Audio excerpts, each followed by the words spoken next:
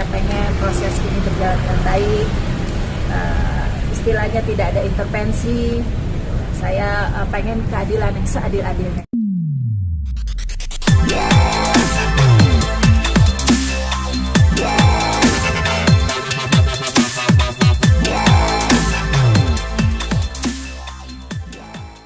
Bang, mungkin bisa dijelaskan tadi di dalam seperti apa? Jadi hari ini saya membawa 2 orang saksi untuk dimintai keterangan sebagai saksi terkait dengan apa yang dilihat, didengar, dan dialami oleh mereka, hubungannya dengan adanya dugaan tindak pidana kejahatan berupa pemalsuan surat, pemalsuan akte autentik, dan atau menempatkan keterangan palsu ke dalam akte autentik, dan atau memberi keterangan palsu di bawah sumpah yang diancam dengan pasal 263 KUH pidana, junto 264 KUH pidana, junto 266 ayat 1 KUH pidana, junto pasal 242 KUH pidana, junto pasal 55 ayat 1 KUH pidana. Jadi saksi ini kan keterangannya itu kan alat bukti. Jadi sudah saya memberi keterangan sebagai pelapor, sudah membawa juga waktu itu saksi korban. Hari ini saya membawa lagi saksi juga korban juga dan saksi pendukung lainnya. Jadi secara materi sudah layak untuk ditingkatkan pro justisia karena bukti keterangan saksi sudah terpenuhi, bukti surat akta-akta yang diduga dipalsu juga sudah terpenuhi. Tetapi mungkin dalam waktu beberapa hari ke depan atau paling lambat minggu depan, penyelidik akan segera mengundang para terlapor untuk klarifikasi. Nah, tapi kalau dia langsung gelar perkara, ditetapkan misalnya tersangka, tentu bukan undangan klarifikasi, tetapi adalah surat panggilan sebagai tersangka kan begitu. Jadi siapa aja hari ini saksinya? Saksinya yang diminta hari ini yang jelas korban itu klien saya, Ibu Yulia. Yang kedua adalah saksi yang mengetahui, melihat, dan mendengar. Namanya kami rahasiakan. Nah, tadi sempat ditanyakan juga Bang, Ibu Yulia sempat ditanyakan di pihak kepolisian seperti apa? Pertanyaannya adalah ini harta-harta yang diduga dipalsu atau dipalsukan surat-surat kepemilikannya ini punya siapa, kan begitu. Maka Ibu Yulia menyatakan itu punya dia. Perolehannya dari mana, kan begitu ya. Dulu mereka ini punya perusahaan atau PT yang sehari-harinya itu kegiatannya sebagai rekanan atau supplier alat-alat daripada kebutuhan Mabes TNI. Ketika mereka mulai berbisnis, TNI dan Polri itu masih satu kesatuan dulu. Jadi ada 4 angkatan di sana, darat, laut, dan udara, serta kepolisian. Baru sejak tahun 2002 itu terpisah dengan lahirnya Undang-Undang Nomor 2 tahun 2002 tentang kepolisian dan Nomor 3 tahun 2002 tentang TNI, kan begitu ya. Tapi sebelumnya itu mereka ini berbisnis di sana untuk mensuplai kebutuhan daripada keempat angkatan itu, kan begitu. Jadi kalau ada hasilnya, karena mereka ini perkawinannya adalah secara siri, jadi harta-hartanya itu dibagi. Ada yang dibelikan atas nama si bapak, ada yang diberikan atas nama si ibu. Nah, akan tetapi ketika mereka dalam tanda petik berpisah karena ada pertengkaran waktu ya di pagi hari, klien saya Ibu Yulia tidak sempat menyelamatkan surat-suratnya. Yang diselamatkan adalah waktu itu hanya anak-anak, 2 orang anak ya, yang masih kecil-kecil, sehingga ketika ibu menyelamatkan anaknya, brankas dan surat-surat masih tertinggal. Nah, dari brankas bersama inilah dikeluarkan surat-surat aslinya dan dibuat akte-akte pemalsuannya, mulai daripada surat kuasa jual palsu seolah-olah dibuat oleh ibu maupun oleh kakaknya.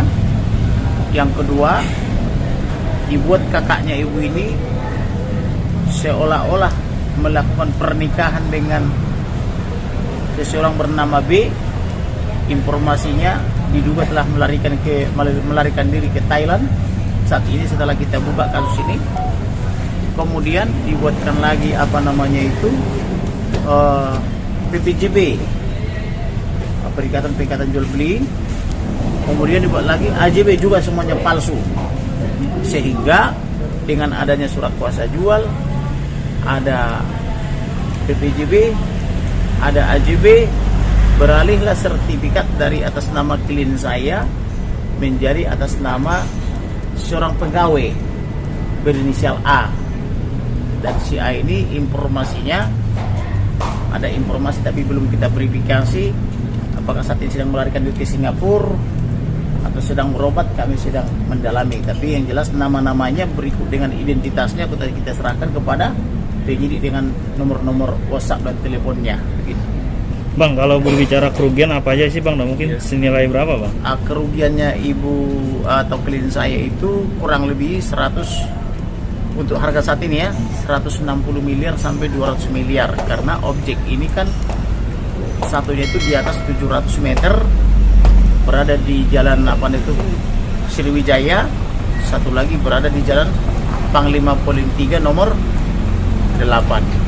Khusus yang di Panglima Polim 3 nomor 8 ini, itu selain dibeli oleh klien saya atas nama Yulia, yang membangun juga ibu Yulia kan begitu. Jadi itu rumah dia, tetapi karena waktu itu ada tragedi di pagi hari ya, ada di sana amukan yang luar biasa, maka ibu ini membawa anaknya untuk diselamatkan, sehingga berangkas-berangkasnya tidak sempat diselamatkan karena diselamatkan orang-orangnya dulu, gitu, anak-anaknya dulu kan. Jadi dalam arti dikuasai sama mantan suami juga ya?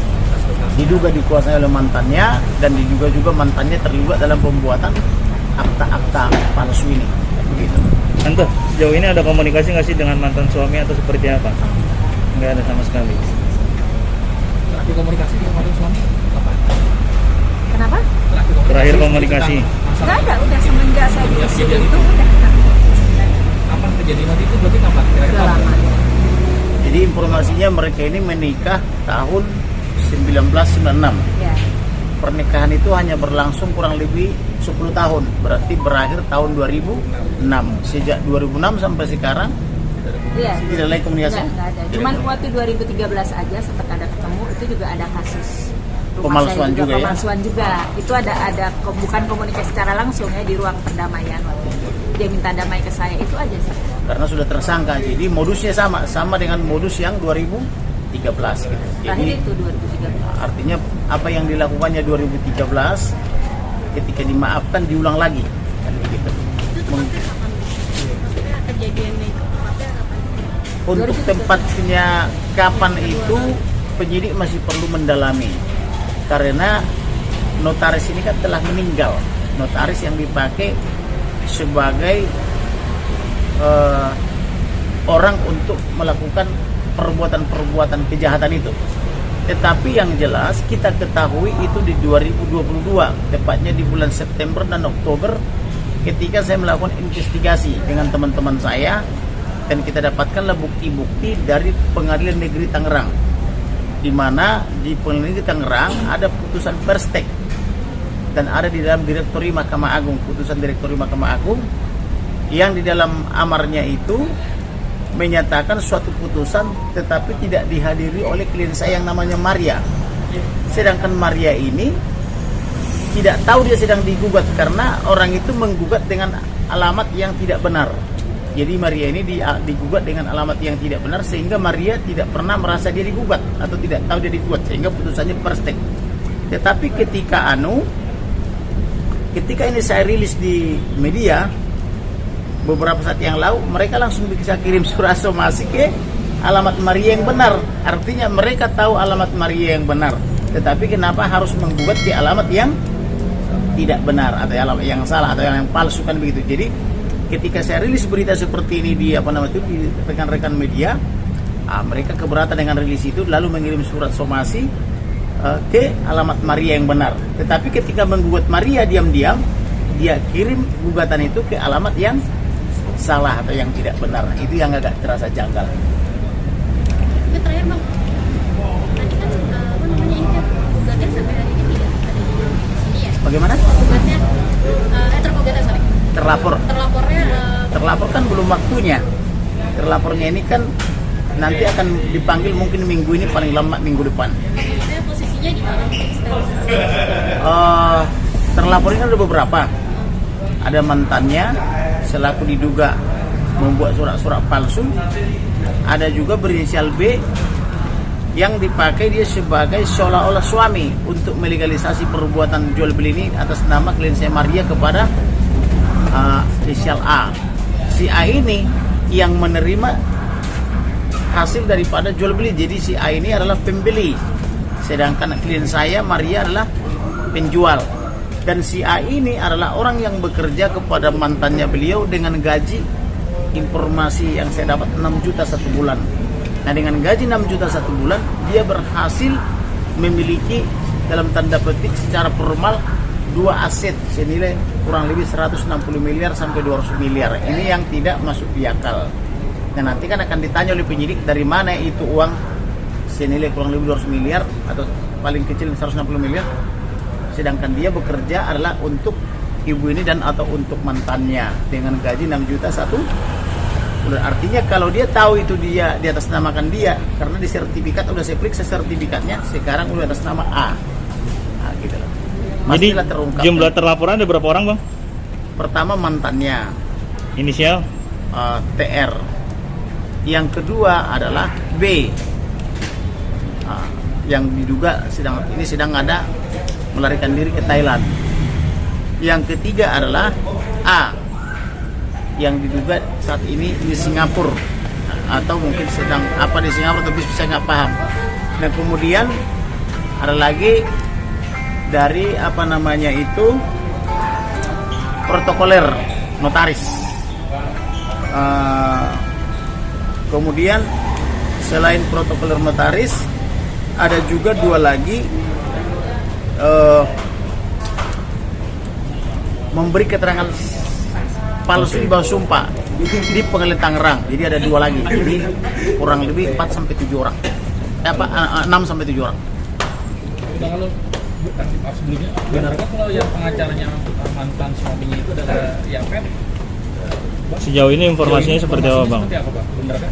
Ada memang yang berkirim surat somasi ke saya di minggu yang lalu dan saya sudah jawab. Jadi dia ada kirim surat somasi untuk Ibu Yulia juga. Terkait apa, Bang? Juga, terkait rilis yang mereka anggap sebagai pelanggaran Undang-Undang ITE. Maka saya jawab waktu itu, segala bukti itu sudah kita berikan ke penyidik. Silakan koordinasi dengan penyidik. Dan Anda menuduh pelanggaran ITE tapi tidak melampirkan buktinya, hanya berdasarkan surat kuasa, kan begitu. Memang pengacara yang sebelumnya itu kita rilis adalah One Team Press.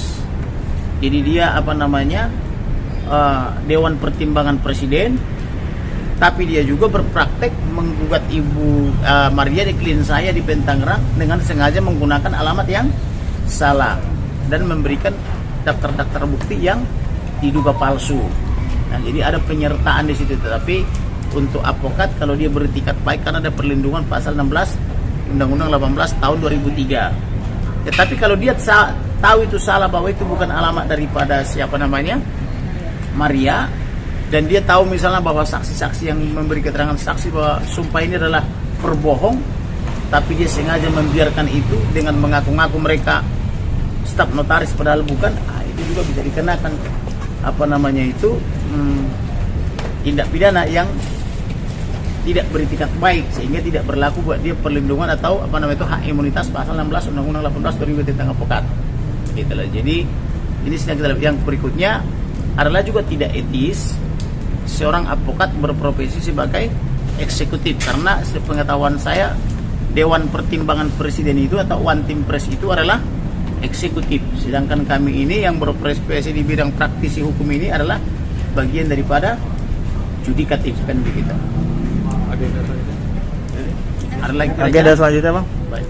Mungkin agenda selanjutnya adalah menindaklanjuti laporan kami supaya penyidik segera memanggil para terlapor ini untuk dimintai keterangan, apakah itu berupa undangan klarifikasi atau surat panggilan gitu. Dan harapan kami Polda Metro Jaya dalam hal ini Direktorat Kriminal Umum segera gelar perkara untuk peningkatan status dari lidik menjadi pro justisia atau menjadi sidik kan begitu. Bang, berarti ini pelimpahan kasus yang di Mabes atau seperti apa? Ini betul, waktu itu saya laporkan di Mabes Polri karena syarat pelaporan di Mabes Polri itu kan pertama dia kerugiannya minimal 25 miliar. Yang kedua terjadi di wilayah beberapa polda atau provinsi dan ini memenuhi syarat kerugiannya di atas 25 miliar, tepatnya kurang lebih 160 miliar dan terjadi di 2 provinsi yaitu Jakarta Raya dan Banten. Malah ada terduga terlapor ini sedang melarikan diri ke luar negeri. Harusnya ini idealnya di Barreskrim, tetapi saya tidak tahu apakah karena pengaruh daripada si One Team Press ini mengintervensi kepolisian atau tidak. Kami sedang mendalami kenapa ini bisa ke Polda Metro Jaya kan begitu. Tetapi apakah ini Polda Metro Jaya atau Barreskrim Polri, kita harapkan dia bekerja jujur, profesional, proporsional dan objektif kayak begitu. Jangan ada kepentingan lain selain kepentingan penegak hukum supaya tercapai kepastian hukum, keadilan dan kemanfaatannya. Tante, terakhir mungkin ada yang ingin disampaikan terkait kasus ini? Seperti apa? Kalau saya menyampaikan, saya pengennya masalah ini terselesaikan dengan ini ya seperti abang bilang, seadil-adilnya. Saya sebagai orang awam ya yang nggak mengerti hukumnya, saya pengen proses ini berjalan dengan baik, istilahnya tidak ada intervensi. Saya pengen keadilan yang seadil-adilnya itu aja. Terima kasih Tuhan berkati ya.